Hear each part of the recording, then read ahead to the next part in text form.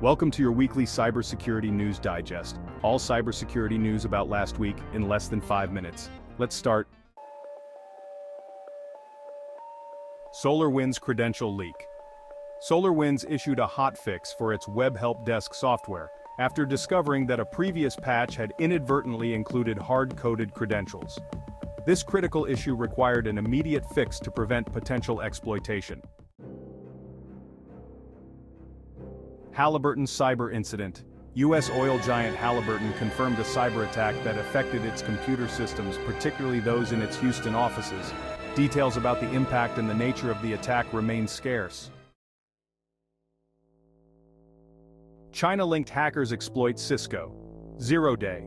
A China-linked hacking group named Velvet Ant exploited a zero-day vulnerability in Cisco Nexus switches. The attackers used valid admin credentials to gain access and then escalated privileges to the OS level, deploying malware.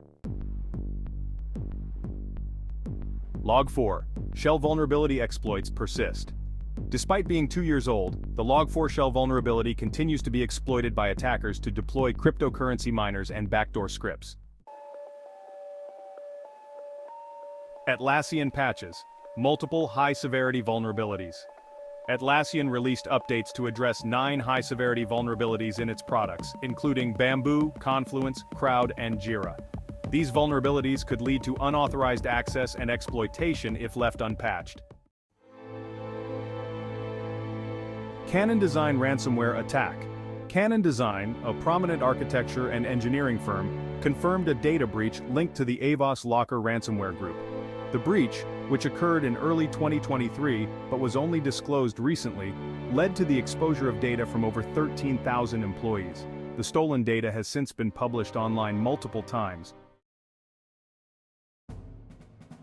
Toyota data exposure. Toyota disclosed that customer data was compromised in a third-party breach, where an attacker leaked 240 gigabytes of stolen data on a hacking forum. This breach adds to the growing number of data exposure incidents affecting large corporations. Here are some of the critical CVEs, or common vulnerabilities and exposures, from the past week with a CVSS, or Common Vulnerability Scoring System, score higher than 8.5, CVE 2024-38077. This vulnerability affects the Windows Remote Desktop Licensing Service and has a CVSS score of 9.8. It allows for remote code execution, which could enable an attacker to take full control of the affected system. CVE 2024-6800, found in GitHub Enterprise Server. This critical vulnerability has a CVSS score of 9.5. It involves a flaw in the SAML authentication mechanism that could allow an attacker to forge a SAML response, effectively bypassing authentication and gaining site administrator privileges. CVE 2024-21678. This vulnerability, with a CVSS score of 8.5, is a stored XSS or cross-site scripting issue in Atlassian Confluence data center and server. It allows an authenticated attacker to execute arbitrary HTML or JavaScript code in the victim's browser, which can significantly impact confidentiality. Subscribe on my YouTube channel or follow me on LinkedIn to keep you posted on all cybersecurity content. See you next week. Take care.